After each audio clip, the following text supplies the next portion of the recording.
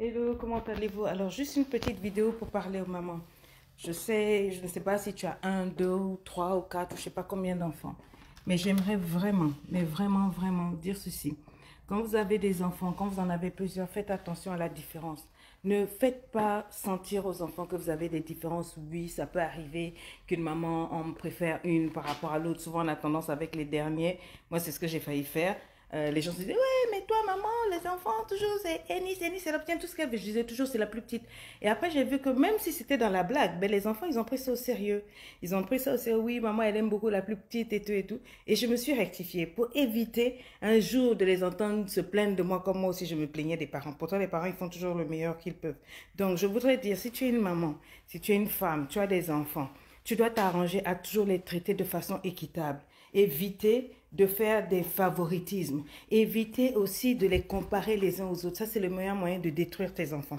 Quand tu compares un enfant à un autre, chacun vient avec sa qualité, avec son caractère, avec son cœur, avec sa grâce, avec sa faveur.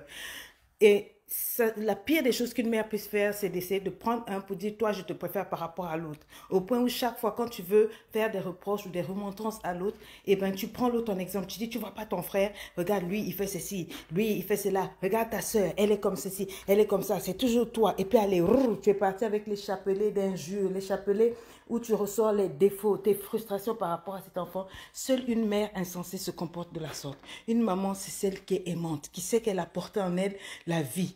Elle doit continuer, même quand l'enfant est dans ce monde, à déclarer la vie avec sa bouche. Le rôle d'une mère, ce n'est pas de détruire l'enfant en le comparant. Parce que quand tu fais ça, tu es en train de fragiliser l'enfant. Quand il va grandir ou elle va grandir, elle ira à l'école. Elle trouvera presque normal que tout le monde la traite de manière défavorable. Qu'on compare toujours avec les autres, qu'on met toujours les autres en haut. Elle aura cette tendance à être cassée en elle-même. Cet enfant-là va grandir avec un problème d'estime de soi. Si sa propre mère ne l'a pas aimé, si sa propre mère ne l'a pas élevé, sa propre mère ne l'a pas célébré, la personne trouve que c'est normal que les professeurs ne la célèbrent pas, ne l'encouragent pas, que les hommes dans la vie la draguent et la traitent comme n'importe quoi. Beaucoup de femmes se sont retrouvées à être des achaouas, comme on dit, des femmes légères, simplement parce qu'elles n'ont jamais entendu un simple compliment dans la bouche de leur père ou de leur mère. Dès qu'elles ont rencontré le premier homme qui a été capable de les flatter avec un simple croissant en lui disant tu es jolie. Comme elle n'a jamais entendu ça, elle est partie, elle a lâché le string. Elle a lâché le string, etc. Et elle s'est retrouvée avec beaucoup, un CV relationnel amoureux, Yamoulaï, très long. Tu comprends?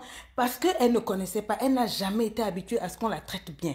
Dès qu'un homme la traite bien, même si ce n'était pas de l'amour, elle a couru, elle a foncé. Donc souvent, ça vient de la maman. Faites très, faisons très attention. C'est à nous de construire les enfants que nous avons mis au monde. Tu as mis un enfant au monde, même jusqu'à sa mort, tu demeures sa maman, ça demeure ton petit bébé. Même si l'enfant ne ressemble pas exactement à ton rêve, à ce que tu avais demandé à Dieu, s'il ne fait pas exactement ce que tu veux, tu voulais qu'il soit médecin, avocat. L'enfant a choisi d'être chanteur, artiste, peintre, je ne sais pas quoi. Oui, tu peux avoir des désillusions, surtout que tu as investi. Mais tu ne sais pas que dans ça, là, l'enfant là peut réussir. Il y a des parents qui ont interdit aux enfants ici là de jouer au football. Vas-y, toi, je veux que tu sois médecin, avocat. L'enfant a raté sa vocation pour essayer d'être avocat et médecin. Il a fini ses études de médecine. On ne l'a jamais recruté quelque part. Mais il y a d'autres dont les parents ont dit, bon, moi, je voudrais que tu sois ça. Mais on laisse l'enfant jouer au ballon. Et l'enfant, aujourd'hui, sans diplôme, est celui qui a des milliards, qui s'occupe de la famille. Donc, on ne sait jamais de quoi est fait demain. Surtout, quelle est la destinée d'un enfant. Notre rôle en tant que maman, c'est de les accompagner, de les bénir, de les encadrer, de leur montrer qu'on les aimera quoi qu'il arrive, quelle que soit leur décision. Surtout, ne les comparez pas les uns aux autres. Chaque enfant est spécial. J'ai tenu à tirer les oreilles aux femmes et aux hommes qui me suivent, parce que souvent aussi les hommes le font. Faisons très attention aux paroles, faisons très attention à nos actes. Traitons-les tous de manière égale, et je crois que les fruits, c'est vous qui allez manger, parce que vos enfants, c'est votre belle retraite, si vous les traitez bien. Bisous. Rendez-vous à LEI.